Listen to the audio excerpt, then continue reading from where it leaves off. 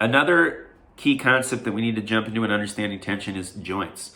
So joints are the area in between two bones that allow for articulation between the two bones, or movement.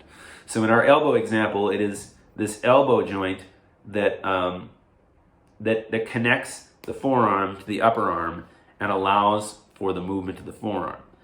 Now, one thing I'm going to cover is after this is my body mapping chapter, where I lay out all the joints that you need to know, and I also give them alternate names, because these scientific names can be a mouthful sometimes, and so I found some alternate names that I think are still precise but allow for an easier conversation and more simple vocabulary.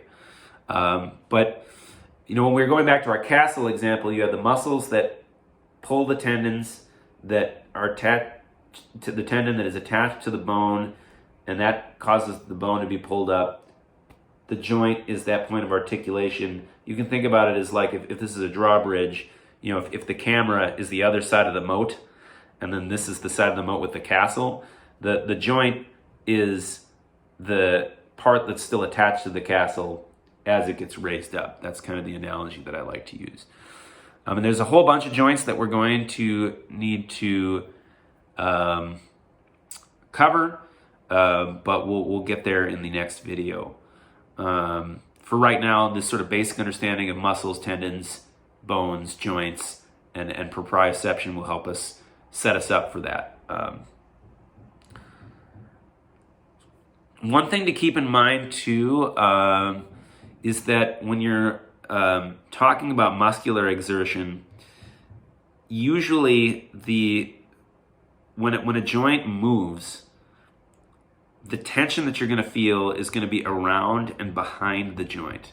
And there's a couple of reasons for that. One, if we go back to our elbow example, the muscles that act on the forearm and pull it up are behind the elbow joint in the upper arm, which makes sense, right? If you think of that castle analogy, which I use to help us visualize this, you have to be on the opposite side. You have to be on the castle side of the drawbridge and inside the castle in order to pull it up towards the castle.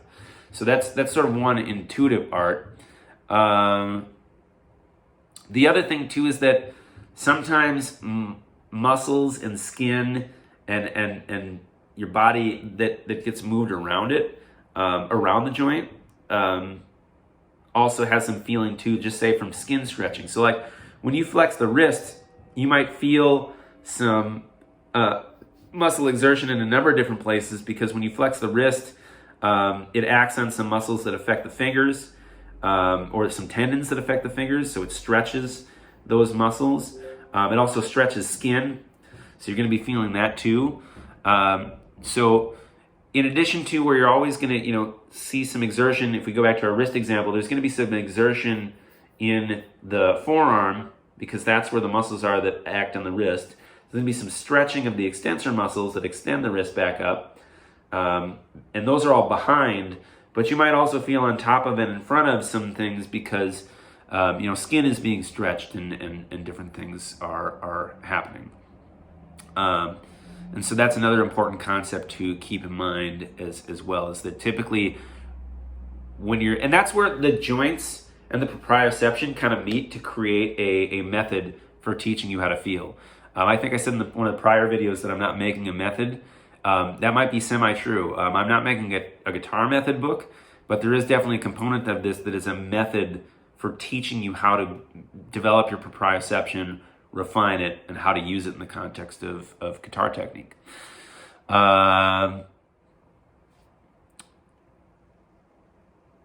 And that is one thing I'd say about the joints too, to add to what I just said, is the joints sort of give us a framework for where that tension is going to be.